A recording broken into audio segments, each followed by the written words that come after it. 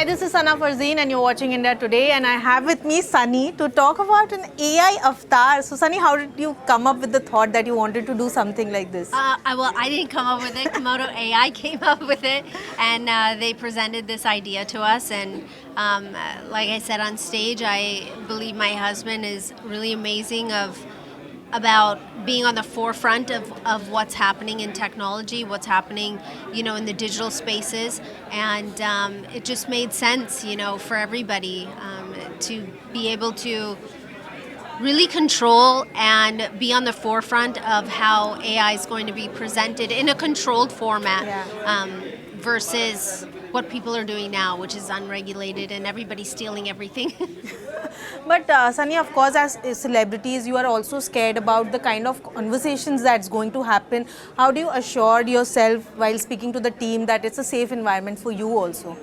Well, the nice thing is all the questions were they've all been answered already. So whatever I've said about myself or my personal information is information that might already be out there, or information that I was okay with sharing, and that's how we regulate it. So the AI is not going to answer a question that would be inappropriate, or that would be something that would be offensive or violent, or in any of those ways that would maybe hurt somebody's sentiments. So in that way, it's regulated. So all the information that is presented is information that I've given myself. Yeah. And it took me a long time to do it. And what are the kind of inputs you had about maybe the look or the costumes, like anything you kind of gave your personal inputs? Well, it's me. Like the AI that you were watching earlier of me speaking, that was me sitting there. But we were doing something. I had to just speak for so many minutes, and I was speaking about my life. But when they created the AI version of it, it captured how I move my lips or my eyebrows or my hands. I'm still doing that thing where I'm fidgeting with my fingers in the video, but I had no idea that it was going to be shown. I would have sat straight. But in that way, it's able to capture how your facial expressions, how your cheek moves, your eyebrows, your eyes, your lips, and everything. So that's amazing. It's not something where we're recreating outfits or something. It's not a cartoon. It's me. Yeah. Also, tell me, Sunny, a lot of people always fear that AI is going to take over our jobs. As actors, has that thought ever come to you that maybe there will be a film with AI avatars and I won't be needed anymore?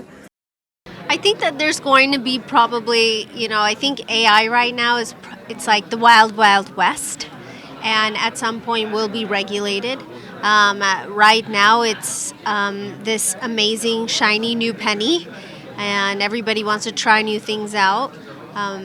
So as far as AI taking over, I think that AI has been a part of our lives for many, many years, and it's slowly becoming more in our lives, and things that we do or see or hear.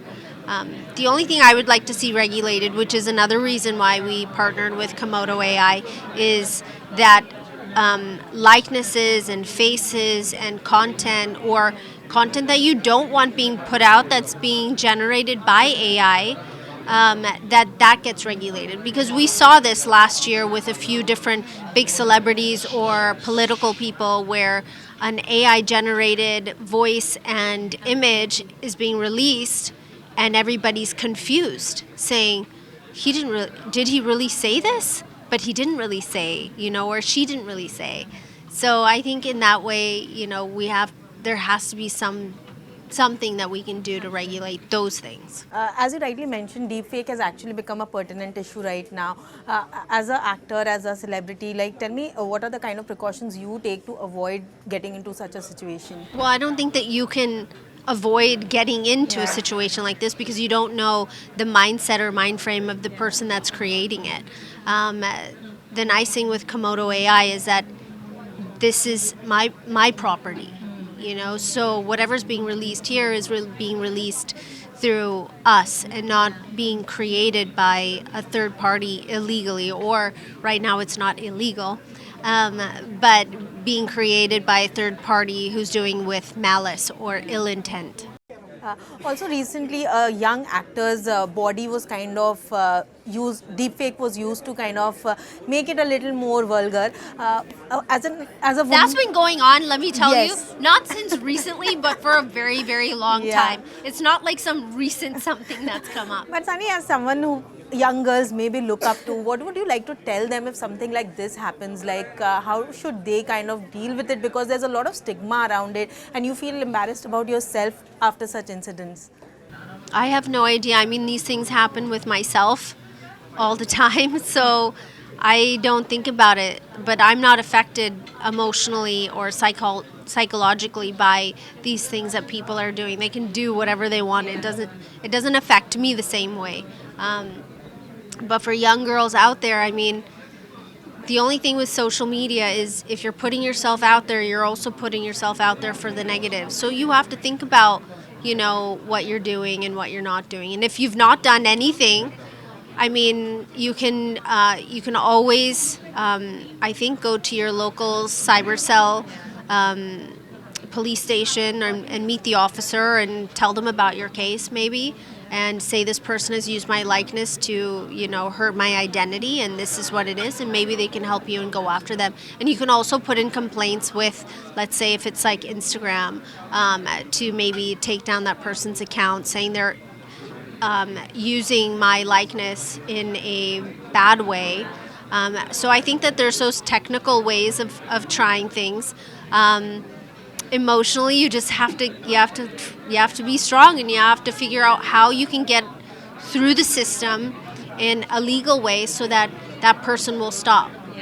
And how much technology plays a part in your life, and how important is it for you? I think technology is literally engraved in all of us right now. Yeah. Putting down our phones is very, very difficult for most people. But, I think it's exciting. I think all these things that are happening with AI and with, the digital space and social media and everything, all of it is exciting if you know how to use those platforms to your advantage. Yes. What was the most fun questions that they asked you about yourself? I think they asked me like my favorite color, my favorite food. I mean, those are always fun questions. You're gonna have to ask my AI to get the answers.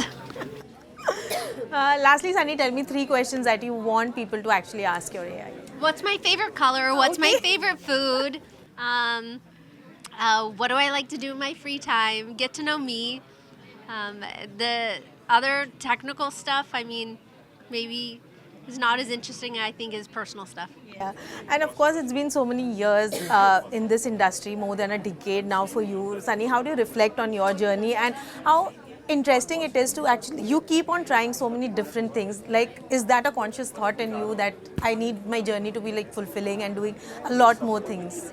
Um, my journey, as you can imagine, has been absolutely amazing. And then as far as like the technologies or trying new things, yes, absolutely. That is something that um, I look forward to, or figuring out, what's the next thing that we're going to do.